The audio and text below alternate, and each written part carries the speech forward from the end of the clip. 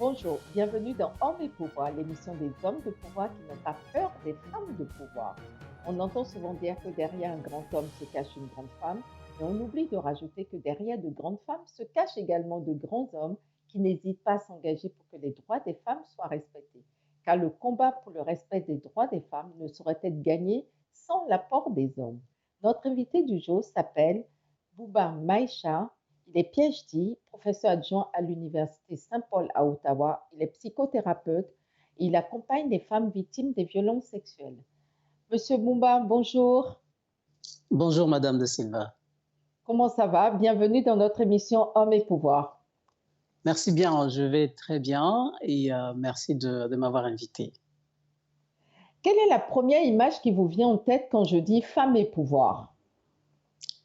Alors, l'image femme et pouvoir, bon, il y a une image qui est tellement personnelle qui me vient en tête, c'est sincèrement, c'est l'image de ma mère. Si vous me permettez, je peux répondre à cette question de deux manières.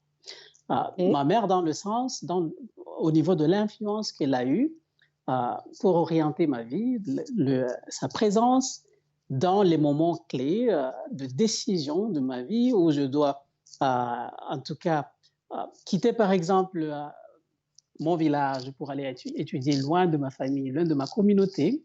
Elle a été présente, elle a participé à cette décision qui a vraiment orienté ma vie aujourd'hui. Donc, je vois du pouvoir dans sa décision de m'envoyer. Si on parle aussi femme et pouvoir, je vois une autre image qui ne serait pas peut-être très jolie. C'est une image d'ombre, dans le sens que, bon, si je vois, en tout cas, la démographie de femmes à travers le monde aujourd'hui, elles sont très, très nombreuses. Mais c'est connu quand même qu'au niveau de la participation du pouvoir, de la gestion de la chose publique, elles ne sont pas tellement représentées. Donc, je vois une présence dans l'ombre et que j'ai vraiment hâte de voir s'affirmer, surgir, sortir de cette ombre pour participer pleinement au pouvoir. Que signifie pour vous le mot pouvoir? Pour moi, le pouvoir, je vais dire que c'est l'exemplarité. Parce que quelqu'un en position de pouvoir, pour moi, c'est quelqu'un qui doit être exemplaire, qui doit, en tout cas, inspirer confiance, qui doit se soucier de ceux-là qui ne sont pas en position de pouvoir. Alors, vous êtes co-auteur du livre Les tabous sexuels transgressés, viol en temps de guerre. Pourquoi avoir coécrit ce livre? Alors, je viens de la République démocratique du Congo, où en tout cas, il y a une guerre qui a ravagé le pays depuis des décennies maintenant. Et à un certain moment, moi, je faisais mes études supérieures et je me suis dit que, bon, la question de viol, oui, on entend dans les médias, mais est-ce qu'il y a de travaux qui portent notamment sur la partie est de la RDC, ce qui se passe là, et surtout, comment prendre en charge les survivantes de ces violences-là. Alors, ça partait de mon besoin à vouloir porter de l'aide, apporter de l'aide psychothérapeutique ici aux survivantes de viol, d'abord. Donc, il fallait m'intéresser à leur cause, il fallait m'intéresser à leur expérience. Donc, j'ai fait une recherche doctorale sur le sujet.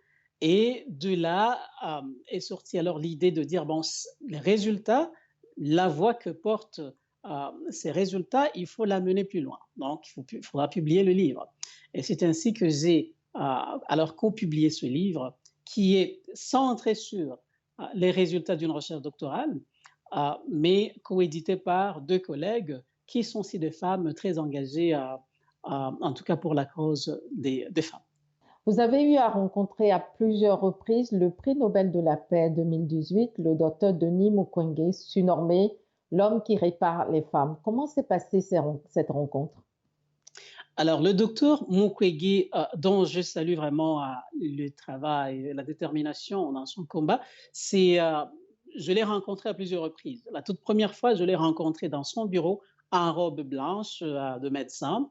Et c'était une image, malgré la souffrance, en tout cas à laquelle ou dont il est témoin au quotidien, la souffrance des femmes, la souffrance des enfants, sa face dégageait, en tout cas, de l'espoir.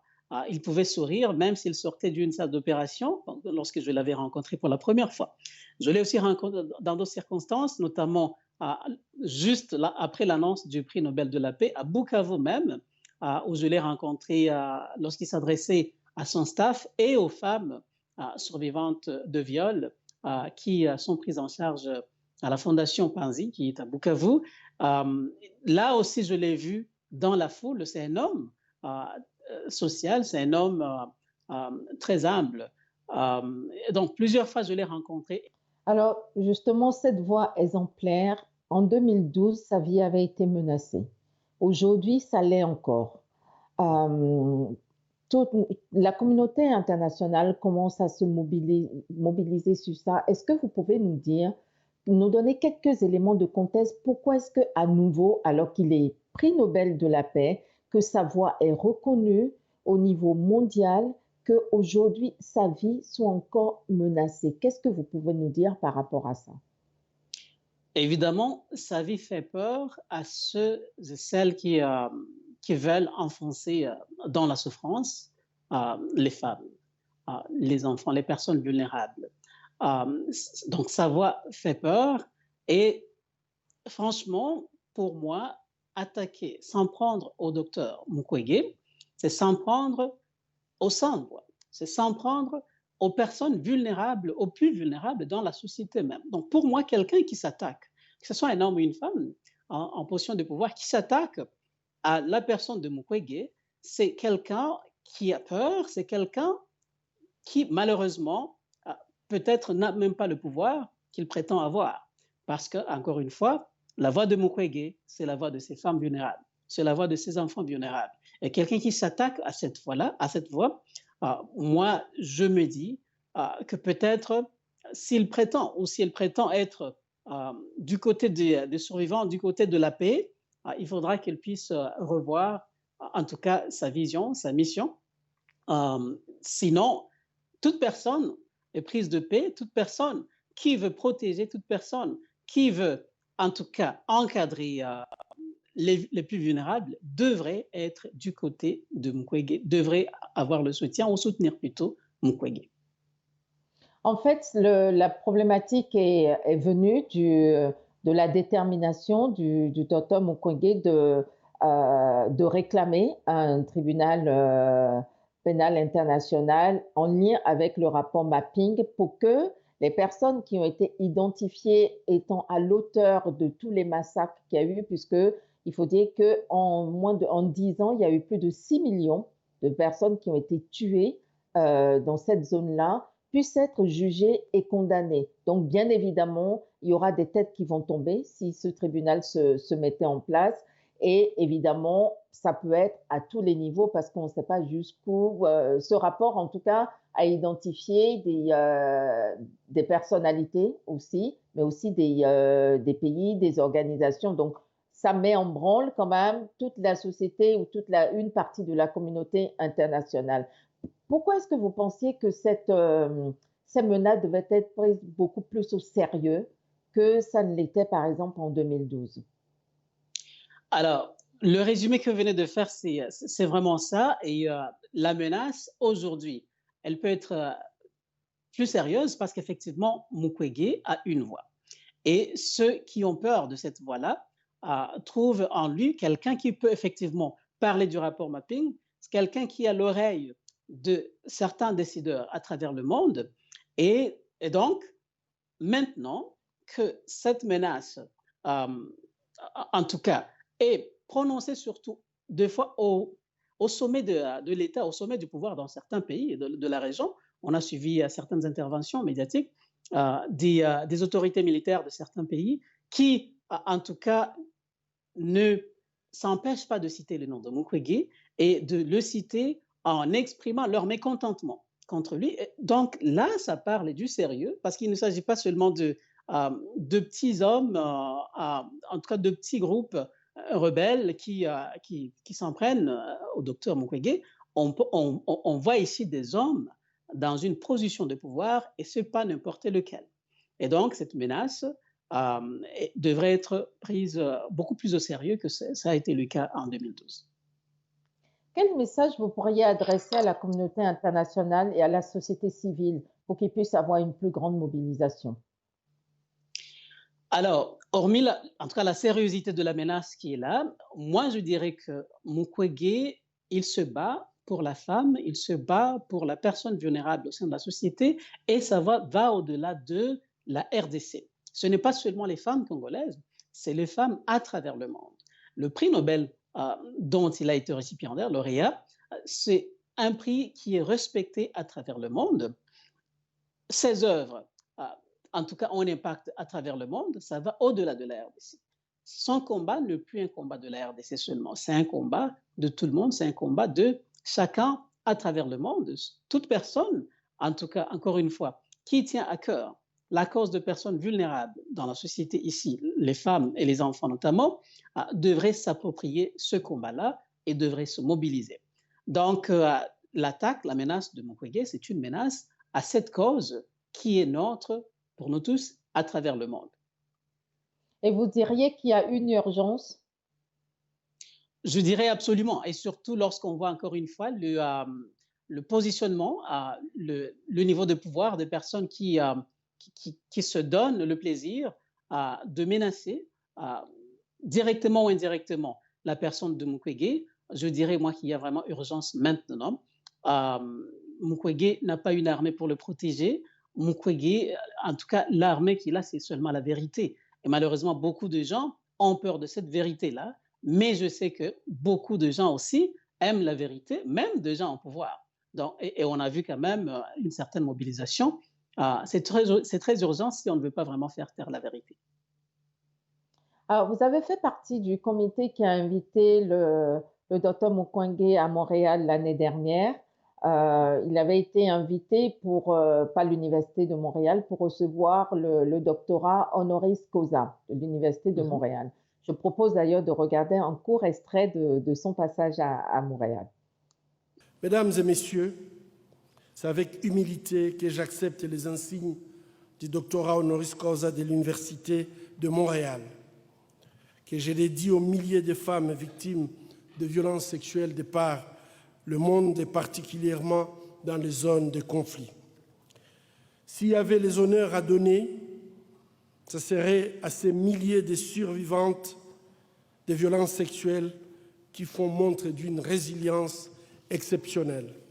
La ville de Bruxelles, en tout cas, vient de lancer une campagne pour appeler la communauté internationale, mais plus particulièrement les forces des Nations Unies, à garantir la protection du docteur Mukwege. Est-ce que vous pensez que la ville de Montréal ou Ottawa, où vous êtes, pourrait initier la même démarche, en soutien évidemment à la démarche de la société civile? Oui, je le crois absolument, et pour la simple raison que le Canada, c'est un pays qui se distingue à travers le monde pour son attachement à la paix, pour son attachement à la cause que défend Mukwege, pour son attachement à la cause de la femme. Le Canada investit beaucoup, en tout cas à travers le monde, dans les causes, ou en tout cas les projets, les organisations qui soutiennent la même cause pour laquelle se bat Mukwege. Et donc, Montréal, Ottawa ou d'autres villes à travers le Canada soutenir, lancer une campagne pour la protection de Mukwege ne serait qu'en tout cas une poursuite, une action qui cadre avec les valeurs canadiennes. Et donc, moi, je vois cela très pertinent, je vois cela essentiel pour la ville de Montréal, d'Ottawa et même d'autres à travers le Canada, de lancer cette mobilisation, cet appel à la mobilisation.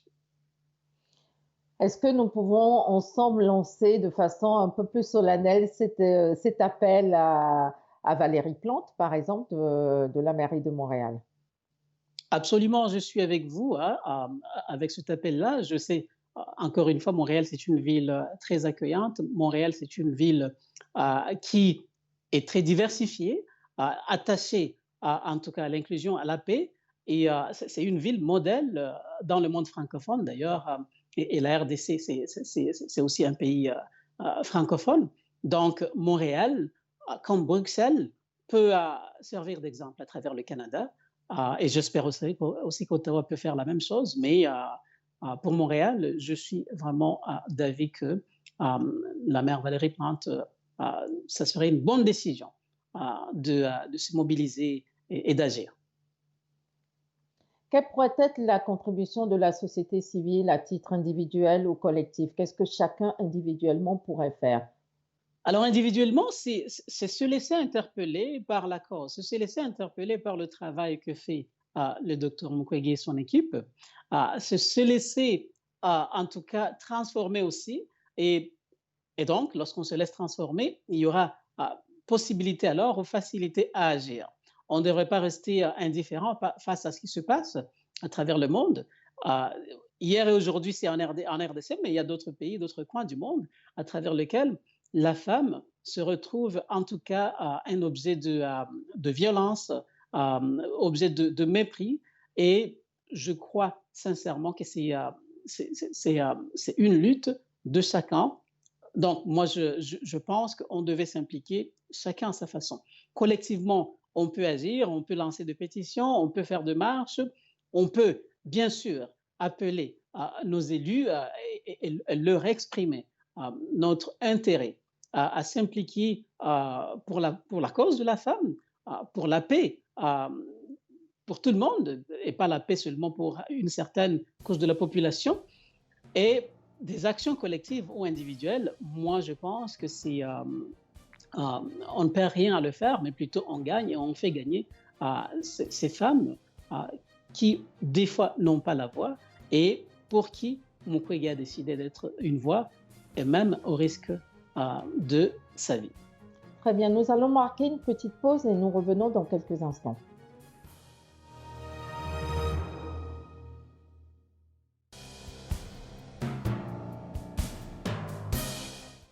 Nous sommes de retour avec Boumba Maïcha où nous parlions de la situation qui prévaut actuellement en RDC et les menaces qui pèsent sur la vie du docteur Denis Mukwege.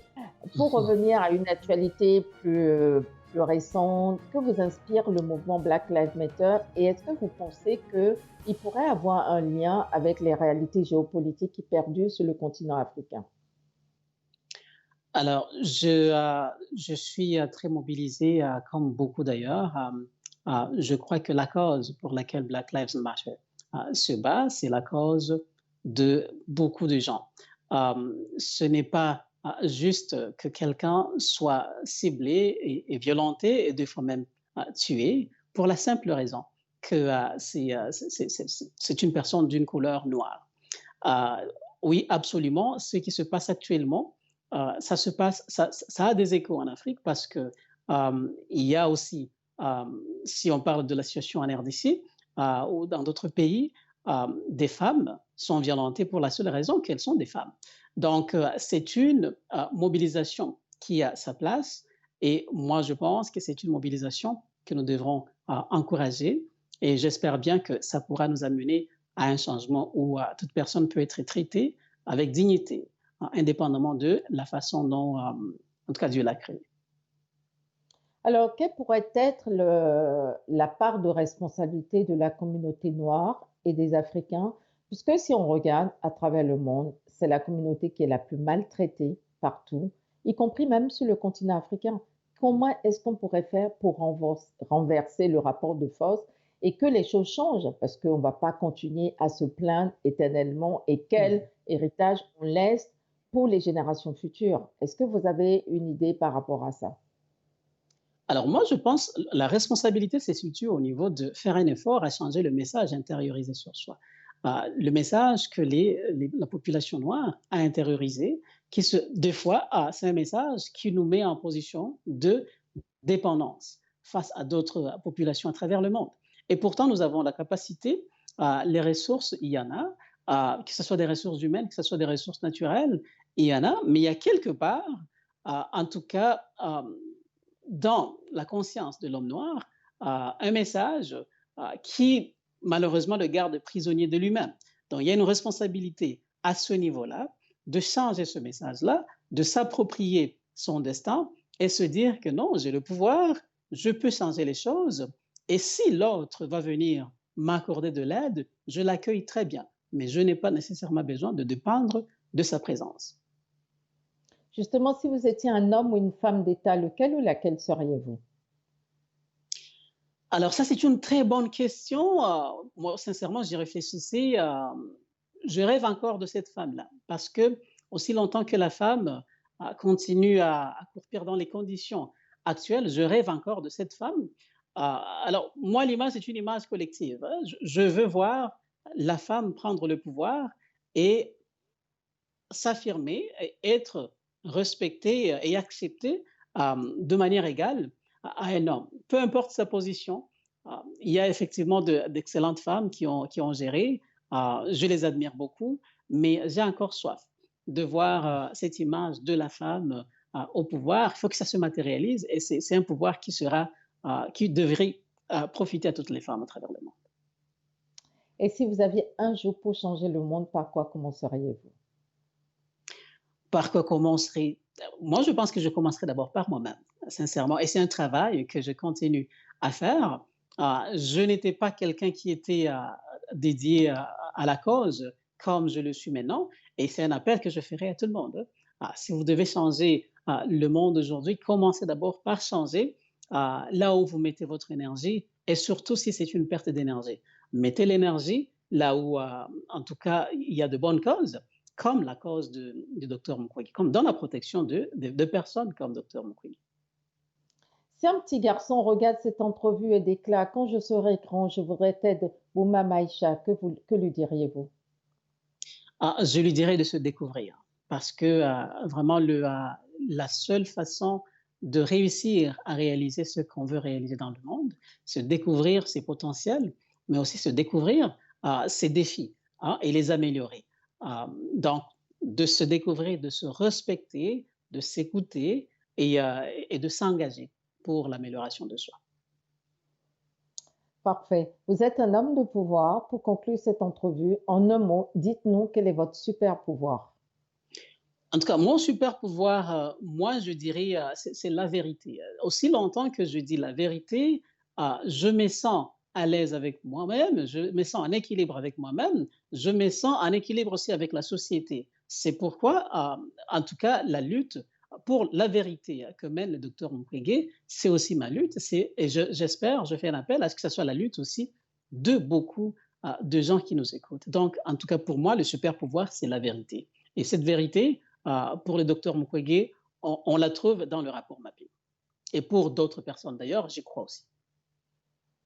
Merci beaucoup. C'était Hommes et pouvoir, l'émission des hommes de pouvoir qui n'ont pas peur des femmes de pouvoir. Si cette émission vous a plu, n'hésitez pas à nous soutenir en allant sur tous nos réseaux sociaux, que ce soit sur Facebook, Instagram, LinkedIn, Twitter, mais bien évidemment sur notre chaîne Femmes et Pouvoir TV et sur YouTube. Je vous dis à très bientôt. Merci beaucoup. Au revoir.